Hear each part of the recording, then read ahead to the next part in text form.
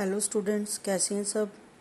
बेटा आज हम ऑडिटिंग का नेक्स्ट चैप्टर है जो स्टार्ट करने जा रहे हैं, जो हमारा है क्लासिफिकेशन ऑफ ऑडिट। ऑडिट कितने टाइप्स की हो सकती है।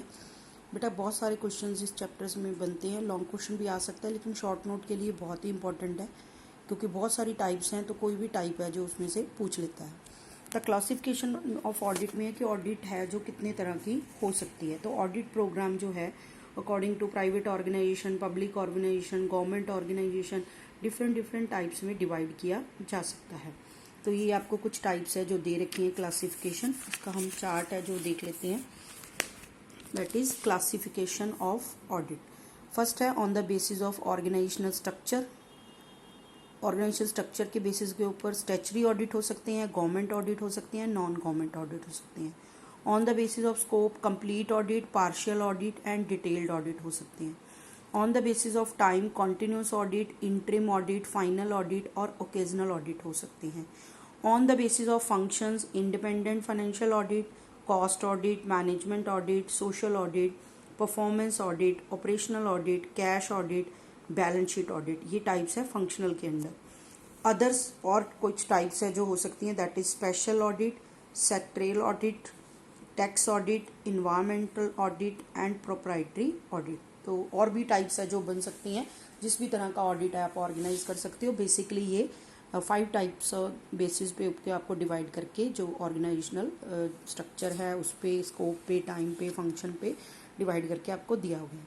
तो स्टार्ट करते हैं वन बाय वन। फर्स्ट है on the basis of organisation structure, कि बना कैसा है, उसका स्ट्रक्चर कैसा है कंपनी, जो ऑर्गेनाइजेशन जिसका आप कर रही हो।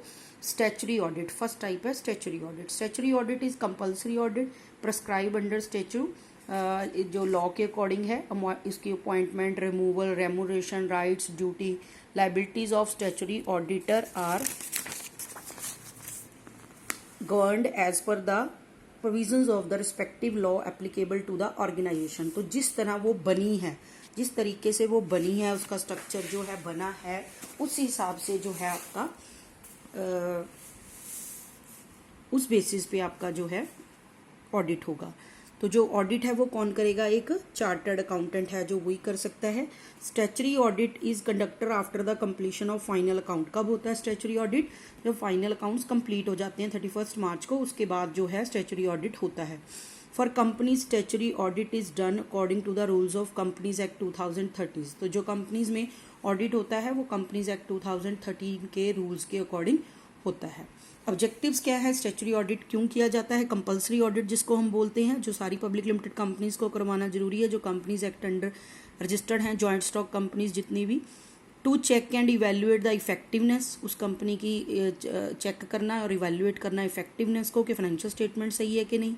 To get an expert advice about the business operation, है वो सही चल रही है कि नहीं, उसके लिए एक्सपर्ट एडवाइस के लिए। Statutory audit gives report to shareholders about proper maintenance of books, maintain हो रही हैं या नहीं हो रही, शेयर होल्डर को रिपोर्ट देता है। It provides the moral check on the dishonesty of the employees. अगर कुछ एम्प्लॉइज हैं जो वो डिसऑनेस्ट हैं, कोई फ्रॉड है करने की कोशिश कर रहे हैं, तो उन पे मॉरल चेक बना रहता है कि हमारी चेकिंग है जो होनी है, तो उनके मन में डर बना रहता है। Statutory audit help the share holder in protecting their interest. जो प्रमोटर्स हैं, डायरेक्टर्स हैं, मैनेजर्स हैं, जो कंपनी के डिसीजन ले रहे हैं शेयर होल्डर के बिहाफ पे ऊपर, तो वो जो है वो सही तरीके से उनके लिए काम कर रहे हैं या नहीं, ये पता चलता है। Statutory audit provides valuable benefits to stakeholders. जितने भी पर्सनस हैं, चाहे वो हमारे सप्लायर्स हैं, जो हमारे क्रेडिटर्स हैं, उनको हमारी इन्फॉर्मेशन है जो सही प्रोवाइड करता है। इन्वेस्टर्स को सही पोजीशन प्रोवाइड करता है कि जो हमारा कंपनी है उसमें अच्छी लिक्विड पोजीशन बनी हुई है, तो फाइनेंशियली कोई भी क्राइसिस ऐसे नहीं है, उसकी श्योरिटी उनको मिल जाती है। तो ये था बेटा आपका statutory audit. Each and every audit is important because short note में बहुत सारे क्वेश्चंस या डिफरेंसेस में पूछे जाते हैं। सेकंड है government audit, an audit of various government organisations जितनी भी हैं, उनके जो डिपार्टमेंट्स हैं, उनका जो होता है ऑडिट, उसको बोलते हैं गवर्नमेंट ऑडिट। गवर्नमेंट ऑडिट है वो कैसे कंडक्ट होता है, under the supervision and guidelines of controller and auditor general of India, that is CAG जिसको हम बोल देते हैं। तो गवर्नमेंट का ऑडिट जो है वो एक इंडिपेंडेंट जो चार्टर्ड अकाउंटेंट है वो नहीं करता, कैग की गाइडलाइंस के अंडर होता है, controller and auditor general of India. The government maintains a separate department in the name of Accounts and Audit Department, which performs the audit of its different departments and offices, and department is headed by the controller and auditor general जो है head होता है उस department का। Government का अलग से accounts and audit department होता है जो सारे अपने डिपार्टमेंट सब डिपार्टमेंट्स हैं उनकी चेकिंग है जो ऑडिटिंग है जो करता है। उसके बाद है क्या ऑब्जेक्टिव्स हैं, क्यों ऑडिट किया जाता है। To ensure that all expenditure and receive done by the enterprises are properly accounted. जो भी खर्चे या इनकम्स रिसीट्स हुई हैं या एक्सपेंडिचर हुए हैं वो सारे जो हैं गवर्नमेंट में वो सही तरह से अकाउंट्स में लिखे गए हैं। To ensure that expenditure is incurred in accordance with the sanction. Government में हमेशा पहले कुछ सैंक्शन होता है, अप्रूवल लेनी पड़ती है, उसके बाद उसको आप खर्च सकते हो। तो ये इंश्योर करने के लिए कि जितनी अमाउंट सैंक्शन हुई थी उतनी ही खर्च की गई है। To ensure that all the payments have been made to the proper persons and everything being recorded in the books. सही बंदे को पेमेंट की गई है और उसको रिकॉर्ड भी किया गया है बुक्स में। To ensure that there has been proper classification of capital and revenue items. ये देखने के लिए कि कैपिटल और रेवेन्यू आइटम को सही से डिवाइड किया जा रहा है या नहीं। To ensure that proper methods of stock valuation के सही तरीके अपनाए जा रहे हैं कि नहीं। गवर्नमेंट डिपार्टमेंट्स में जो भी काम चल रहा है उनके पास जो स्टॉक है उसको प्रॉपरली मेंटेन किया जा रहा है या नहीं। To ensure that entire expenditure has been incurred in according to the general principle. जो जनरल रूल्स प्रिंसिपल है उनके अकॉर्डिंग एक्सपेंडिचर है जो उसको स्पेंड किया जा रहा है या नहीं। तो ये है different objectives of government audit. Third type आपकी बेटा है non government audit. Non government audit is also known as private audit. It is carried out at the request of the interested parties and not to fulfil statutory requirement. ना तो ये compulsory है ना ही ये government audit है, उनको भी compulsory हो गया कि गवर्नमेंट का कैग के द्वारा होगा ऑडिटिंग। लेकिन जो नॉन गवर्नमेंट अपने बेसिस पे पर्सनली जो करवाते हैं कि हमारी कंपनी का ऑडिट हमें करवाना चाहते हैं उसको नॉन गवर्नमेंट ऑडिट बोलते हैं। The terms and condition of this type of audits had been decided by the client. जो क्लाइंट है जो करवाना चाहता है अपनी ऑडिटिंग वो डिसाइड करेगा कि मैंने किन चीज़ों का करवाना है। ठीक है जी। प्राइवेट ऑडिट किस तरह का हो सकता है। सोल प्रोप्राइटर ऑर्गेनाइजेशन जो है वो, पार्टनरशिप कंसर्न्स हैं वो, इंडिविजुअल लोग जो अकाउंट्स प्रिपेयर करते हैं अपने वो, कोई इंस्टीट्यूशंस हैं जिनका स्टैट्यूटरी ऑडिट नहीं होता वो लोग जो हैं नॉन गवर्नमेंट ऑडिट करवाते हैं क्योंकि उनको कंपलसरी नहीं है। ऑब्जेक्टिव्स क्या है, क्यों कराया जाता है private audit. To ensure financial success of the business, कि बिजनेस है उसका फाइनेंशियली सक्सेसफुल है या नहीं है। अकाउंट्स आर प्रॉपरली मेंटेन्ड और not. Detection and prevention of, जो जनरल ऑब्जेक्टिव्स हैं हमारे ऑडिटिंग के, प्रिवेंट एंड डिटेक्ट करना गलतियां और फ्रॉड्स को और उनको प्रिवेंट करना आगे से ना हो। To ensure whether the business is fulfilling its objectives of earning profit और नॉट। प्रॉफिट अर्न करना आपको पता है कि ये बिजनेस का मेन मोटिव है, तो प्रॉफिट्स उतने अर्न कर रहा है बिजनेस या नहीं। तो ये आपकी 3 टाइप्स थी बेटा accordings to structure, that is statutory audit, government audit and non government audit.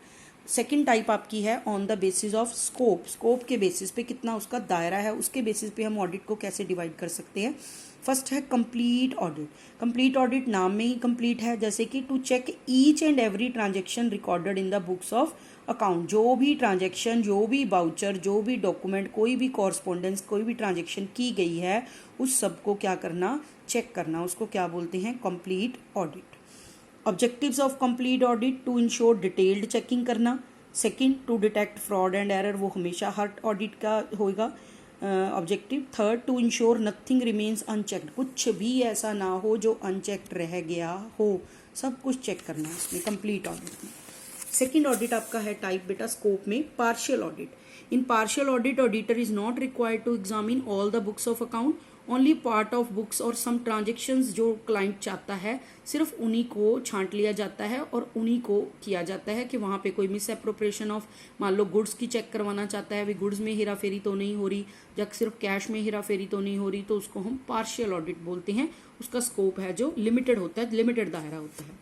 Objective क्या है पार्शियल ऑडिट का, इट इंश्योर स्मूथ वर्किंग कोई भी of a particular area if any suspicion arises. Smooth working को में help करेगा क्योंकि अगर कहीं पे हमें शक है, सस्पिशन है तो हम उसको चेक करा लेंगे सिर्फ उसी एरिया को।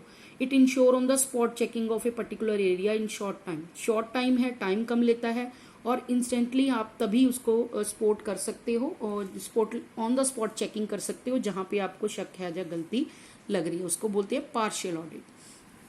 थर्ड आपका है डिटेल्ड ऑडिट। डिटेल्ड ऑडिट क्या होता है बेटा? Under detailed audit few transactions are examined in detail. जो पार्शियल वाला था उसमें भी कुछ ट्रांजेक्शन देखी जाती हैं, पर सिर्फ ऑन द स्पॉट उसकी चेकिंग की जाती है, डिटेल में नहीं जाया जाता। लेकिन जो डिटेल्ड ऑडिट में उसमें ट्रांजेक्शन कम होती हैं, पार्शियल की तरह हो गया, लेकिन जितनी भी ट्रांजेक्शन्स को किया जा रहा है उसकी डिटेल्ड चेकिंग या ऑडिटिंग है जो की जाती है।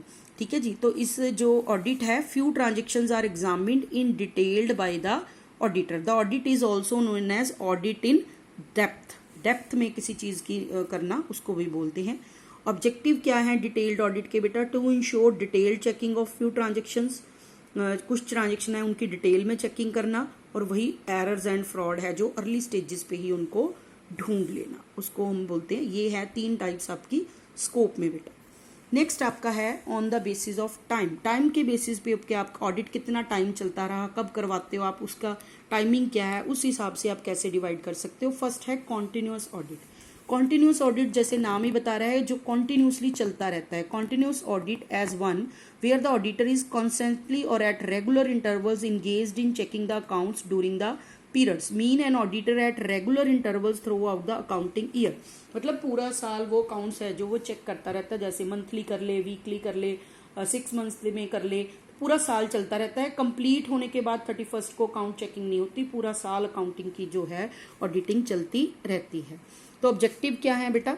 जो ऑब्जेक्टिव होते हैं बेटा वही बेनिफिट्स में लिख सकते हो आप, वही एडवांटेजेस होती हैं। To ensure regular checking of books account. Regular checking होती रहे ताकि जो गलतियां हैं और जो फ्रॉड है उसको जल्दी ढूंढा जा सके। द मेन ऑडिट का जो है ये है। What is necessary to the present the audited final account just after the close of. Accounts जो है जब क्लोज होंगे तब हम साथ के साथ रिपोर्ट दे दें। कई बार रिपोर्ट देने में बहुत लेट हो जाता है क्योंकि 31 तक अकाउंट्स प्रिपेयर होते हैं, फिर वो उसकी ऑडिटिंग करता है, तो जब तक एनुअल जनरल मीटिंग आती है तब तक बहुत रिपोर्ट है जो लेट हो जाती है। तो अगर आपकी कॉन्टिन्यूस ऑडिट चल रही है तो आपका पहले से सारा चेक है, तो जितनी ट्रांजेक्शन रहेगी वो एंड में चेक करोगे और जल्दी रिपोर्ट है जो प्रेजेंट कर दोगे। Where monthly final accounts prepare किए जाते हैं, जहाँ पे बहुत सारी लार्ज ट्रांजैक्शन होती हैं, तो वो मैनेजमेंट डिसीजंस के लिए उनको ज़रूरत होती है, इसलिए भी कॉन्टिन्यूस ऑडिट कराते हैं।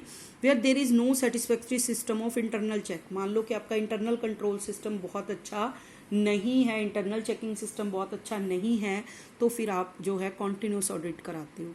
Where the business is very large, बहुत सारी नंबर ऑफ ट्रांजेक्शन है, एक बार में उनको चेक करना पॉसिबल नहीं है, तो उस केस में भी कॉन्टिन्यूस ऑडिट है जो किया जाता है। सेम सी एडवांटेजेस हैं, एम्प्लॉयज़ पे चेक रहता है, क्विक प्रिपरेशन ऑफ अकाउंट्स है, जल्दी अकाउंट्स बन जाते हैं, थॉरो डिटेल में ऑडिट होता है क्योंकि डिटेल्ड चेकिंग हो जाती है ईच एंड एवरी ट्रांजेक्शन की, एफिशिएंसी आती है क्योंकि धीरे धीरे पूरा साल में काम चलता रहता है। ठीक है, डिविडेंड वगैरह जल्दी डिक्लेयर कर सकते हो क्योंकि रिपोर्ट जल्दी मिल गई है, तो ऑडिट स्टाफ है जो उसको यूटिलाइज किया पूरा साल जा सकता है। तो और डिसएडवांटेजेस में है कुछ है कि बाद में जब आपने चेकिंग कर दी उसके बाद उसमें अल्टरेशन की जा सकती हैं। डिसलोकेशन ऑफ क्लाइंट्स वर्क, जो काम है वो डिस्टर्ब हो जाता है क्योंकि पूरा साल ऑडिटिंग है जो चलती रहती है। एक्सपेंसिव प्रोसेस है क्योंकि पूरा साल आपके साथ ऑडिटर है जो उसने जुड़ा रहना है।